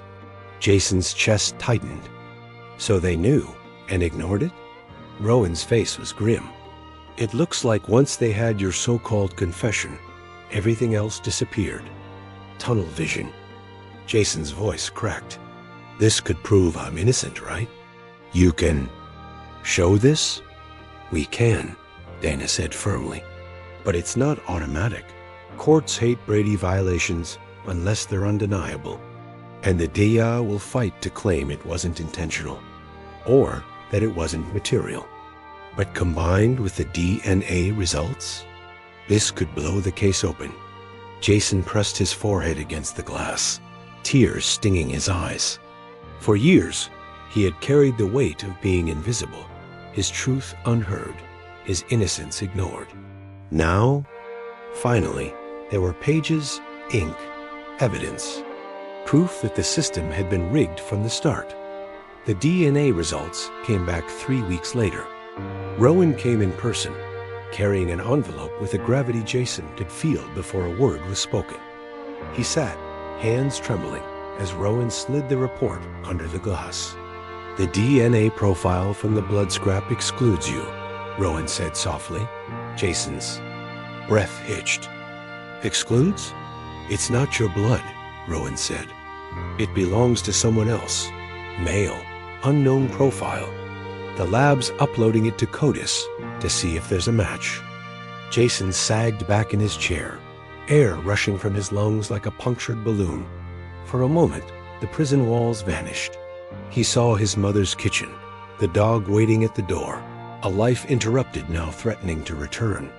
But Rowan's face held caution. "This is huge, Jason, but it's not the end. The state will argue contamination, secondary transfer, degradation. They'll say the confession outweighs everything else. We'll have to fight hard." Jason nodded, swallowing the lump in his throat. "I'll fight. Just don't let them bury this again." The motion for a new trial was filed with urgency.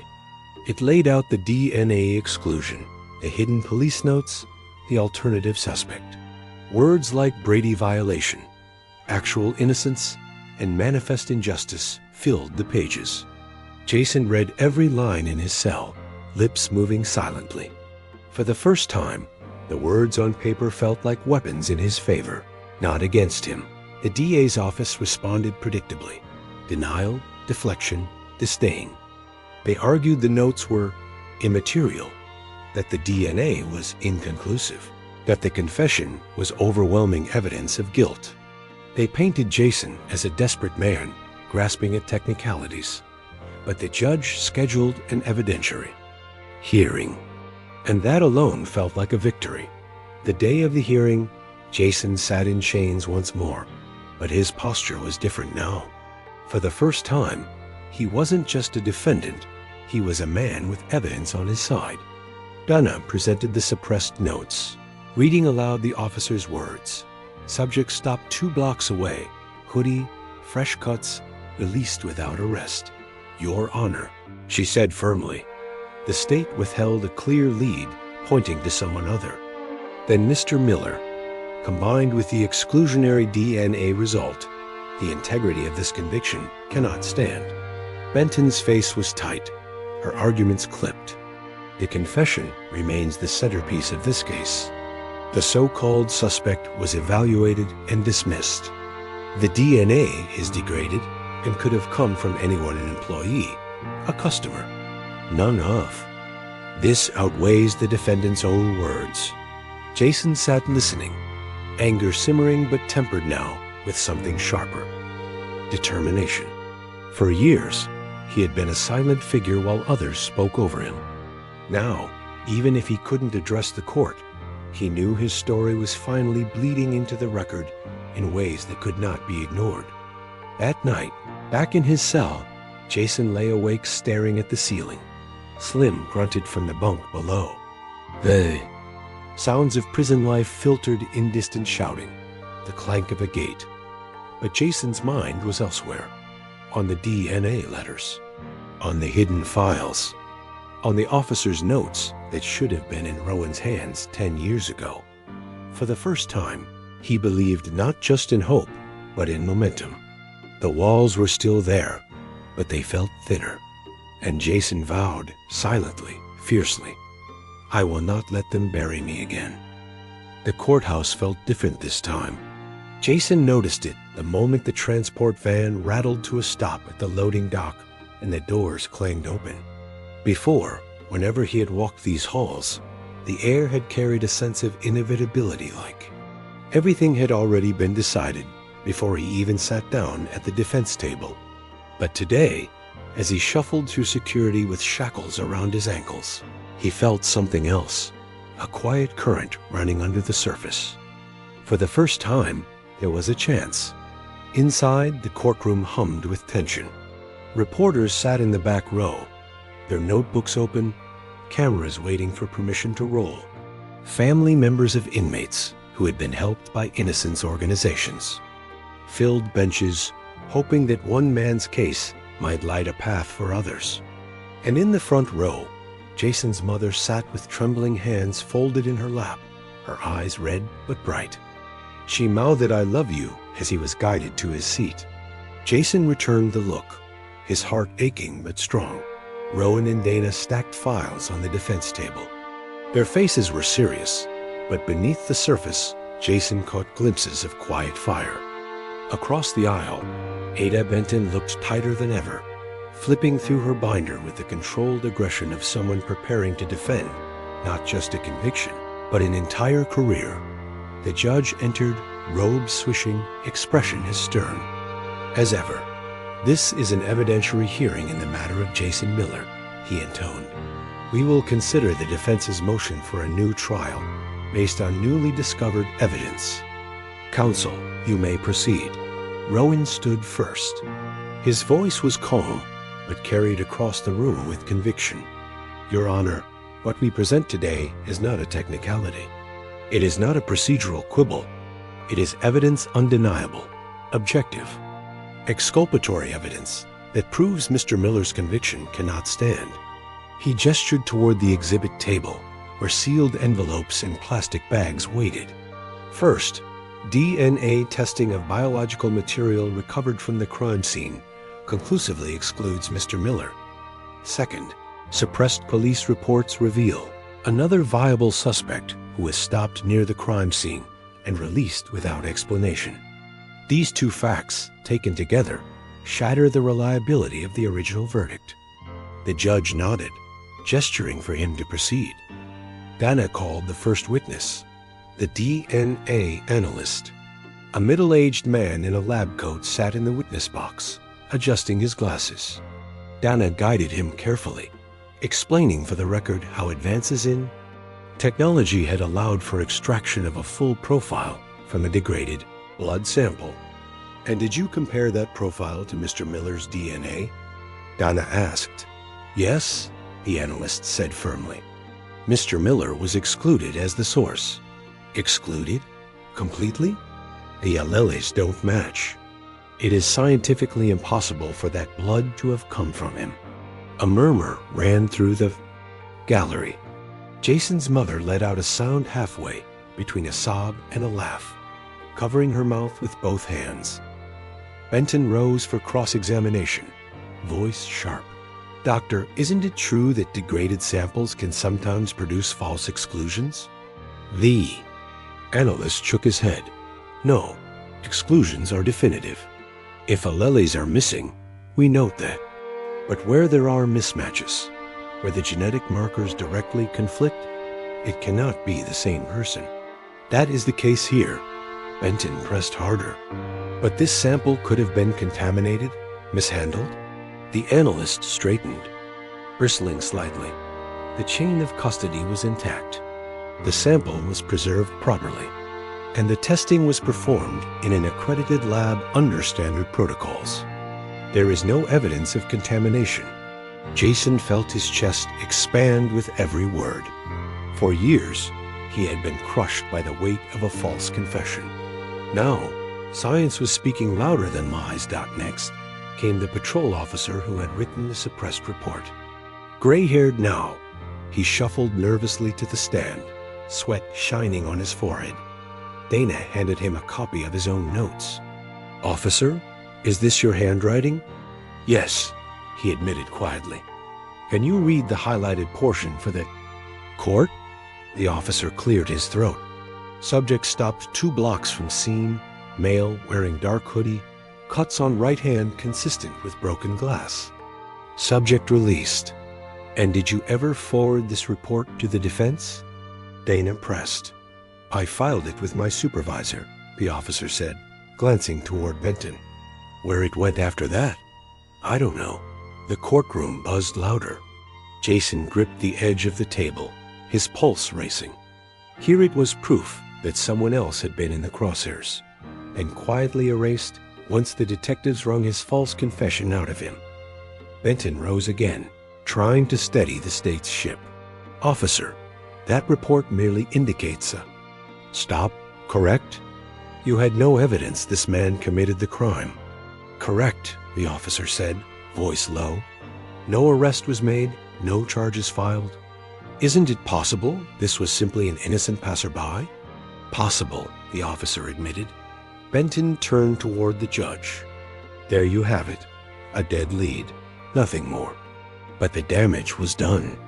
The jury from 10 years ago had never heard this, and now it was part of the record."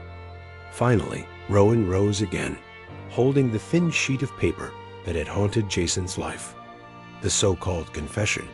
He placed it on the projector so the courtroom could see the jagged, shaky handwriting. "Your Honor, this document is the only substantial piece of evidence that ever tied Jason Miller to this crime. And it was produced after nearly 12 hours of interrogation, without rest, without food, under threats and manipulation. Now we know it was false. We know because DNA excludes him. We know because another suspect existed. This statement was not truth. It was survival. And it should never have convicted an innocent man." Jason's throat closed as he watched the judge study the page, brow furrowed. He wanted to shout, to cry, to beg. "Please, see me. See the truth." Benton, desperate now, rose for closing remarks. Her voice cracked with restrained anger. "This is an attempt to rewrite history. The defendant confessed. He admitted guilt in his own hand. Everything else is speculation, what-ifs, maybes, shadows. Justice requires stability. If we let every convict reopen their case with new technology, the system will collapse." Dana responded, voice sharp as a blade. "Justice does not collapse. When truth is revealed, Justice collapses when we value finality over accuracy, when we prioritize closing cases over finding the real culprit. Jason Miller is innocent, and the system must not leave him to rot for another decade. The judge leaned back, fingers steepled, silence stretching. Every breath in the courtroom seemed to stop. Jason's hands shook under the table. His mother's lips moved in silent prayer. The moment stretched, heavy and unbearable. Finally, the judge spoke. The court will take this under advisement. A written ruling will be issued. The gavel struck once, sharp and final. Jason was led away in chains, heart pounding, a storm of fear and hope colliding in his chest knot as the door closed behind him. Jason knew one thing for certain: the battle was not over. But for the first time in a long time, it felt like he might actually win. Jason sat in his cell, staring at the ceiling, the faint hum of the fluorescent light above him, a reminder of how much of his life had been measured by the buzzing of bulbs and the clank of metal doors.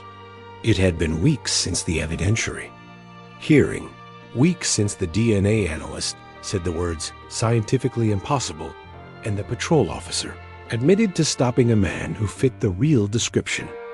Weeks since Dana and Rowan laid bare the cracks in the case that had consumed a decade of his life. Yet still, there was no ruling. He counted the days by meal trays, by Slim's snores, by the shuffle of guards down the tier. He told himself not to hope too much, not to let anticipation gnaw at him like hunger, but hope seeped in anyway.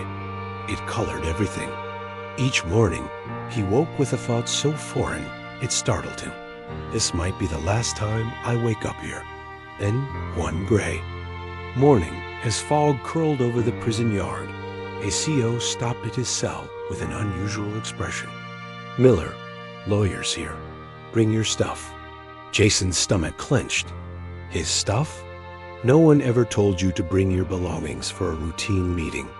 His hands shook as he folded the few possessions he owned. A Bible with dog-eared pages, his mother's letters bundled with twine, a sketch Slim had drawn of him once. He placed them in a brown paper bag and followed the guard down the echoing corridor. The visiting room was nearly empty.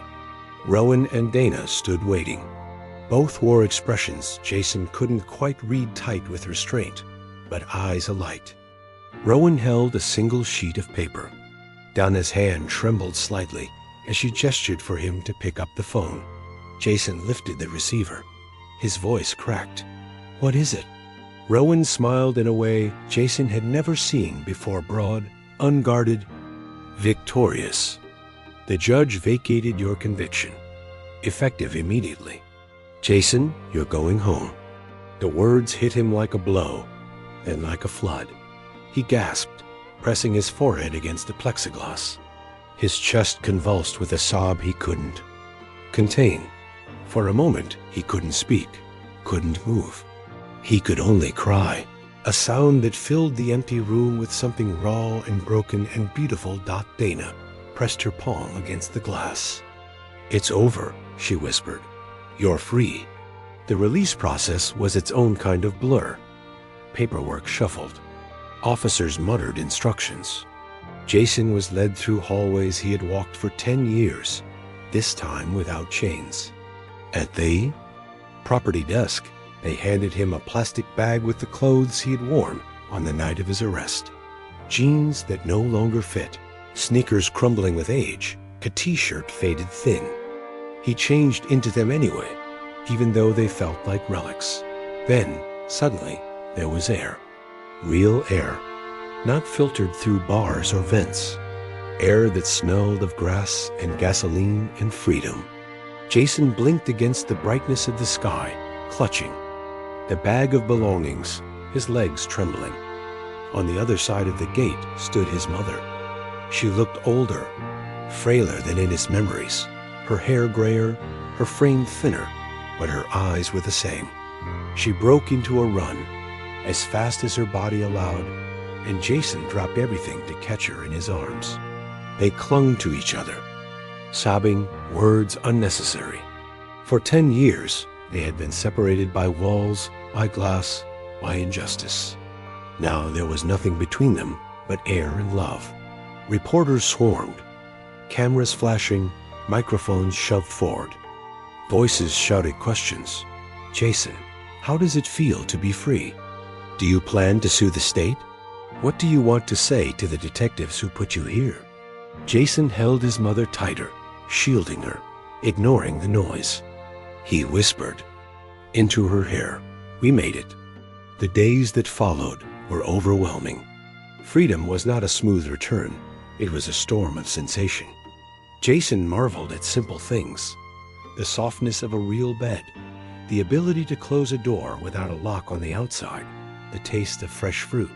He stood in grocery aisles, staring at dozens of cereal boxes, overwhelmed by choice. He walked into a diner and inhaled the smell of bacon and coffee until tears stung his eyes. But freedom also carried weight. 10 years were gone. Friends had moved on, started families, built careers. His father had passed away while he was inside a funeral. Jason wasn't allowed to attend. His mother's health was fragile, her savings drained. Jason stood in the wreckage of what had been stolen and felt grief as sharp as joy. Rowan and Dana guided him through the next steps, filing for compensation, considering a civil suit, speaking at panels about wrongful convictions. Your story can help others, Dana told him. You can shine a light on how this happens. Jason wasn't sure he wanted to relive it, to dissect his trauma in public. But he also knew he had a duty. How many others were still inside, their innocence buried under bad confessions and missing files? How many mothers sat by phones waiting for calls that never came? A week after his release, Jason stood outside the courthouse again, this time by choice. He faced the cameras, Rowan and Dinah beside him, his mother gripping his hand, the microphones crowded close. Jason took a breath, steadying himself. For 10 years, he began, voice shaking but strong. I was called a criminal. I was treated as less than human. I was told that my words didn't matter, that my truth didn't matter. But today, I stand here free because the truth finally broke through. The crowd leaned in. I want to thank the Innocence Project, my lawyer, Rowan, Dana, and everyone who believed in me. Most of all, I thank my mother, who never gave up. This fight wasn't just for me. It was for every person trapped in a system that values closing cases over getting them right. I lost a decade I'll never get back. But I will spend the rest of my life fighting to make sure this doesn't happen to anyone else. Cameras flashed. Reporters scribbled. Jason's chest lifted as he spoke words that for years he had only whispered in the dark. That night, Jason sat with his mother at the kitchen table of the apartment she had barely managed to keep. The table was scarred with years of use, the linoleum floor worn, but to Jason, it was palatial. He traced the grain of the wood, the hum of the refrigerator in the background, the faint sound of a TV playing in the other room. Normal life, forgotten life. His mother reached across, clasping his hand. You're home, she whispered. Jason nodded, tears in his eyes. Yeah, I'm home. For the first time in 10 years, he slept without bars between him and the sky. As Jason reflected in the days that followed, he understood something. His story wasn't just about his own survival. It was about a system's failure, about how fragile freedom could be, about how quickly a life could be stolen by coercion and carelessness. His voice, once silenced in a windowless room, was now louder than the lies that had buried him. He thought of the interrogation table, of the paper sliding across it, of the pen trembling in his hand. He thought of the years lost, and he vowed never again to let silence be mistaken for truth. Jason looked into the camera during one interview, his eyes steady. If you're watching this, he said quietly, know this, justice isn't guaranteed. It has to be fought for. And the fight doesn't end when one man walks free. It ends when we make sure no one else goes through what I did. So if you care about justice, if you care about truth, don't just watch. Speak up. Share these stories. And if you want to keep hearing them, stick around. Lend your voice. Because together, maybe we can make sure no one else has to lose a decade to a lie.